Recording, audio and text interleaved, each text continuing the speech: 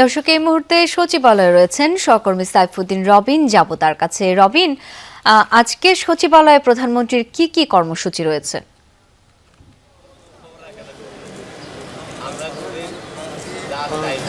আজও ব্যস্ত সময় পার করছেন প্রধানমন্ত্রী তারেক রহমান। সচিবালয় মন্ত্রিপরিষদ বিভাগে তার সভাকক্ষে বেশ কয়েকটি গুরুত্বপূর্ণ বৈঠকে তিনি ইতিমধ্যেই অংশ নিয়েছেন এবং অংশ নিচ্ছেনও। সবার জন্যই ভালো চপস্টিক ইনস্ট্যান্ট নুডলস।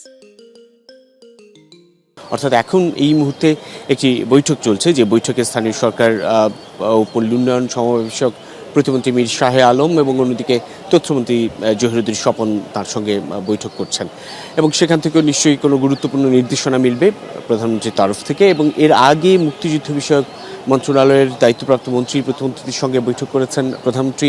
সেখান থেকে জুলাই অভ্যুত্থানে হতাহতদের পুনর্বাসনের বিষয়ে তার নির্দেশনা তিনি দিয়েছেন, এবং সেই সঙ্গে কোনো ধরনের রাজনৈতিক বিবেচনা যেন করা না হয় হতাহতের তালিকা প্রণয়ন করতে গিয়ে, সেই নির্দেশনাও দিয়েছেন তিনি।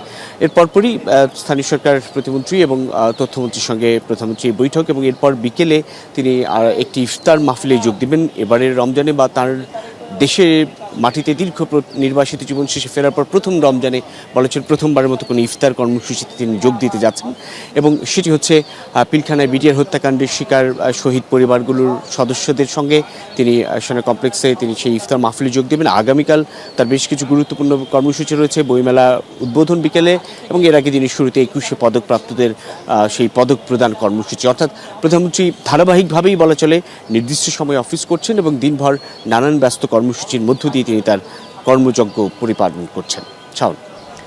রবিন, অনেক ধন্যবাদ বিস্তারিত জানানোর জন্য।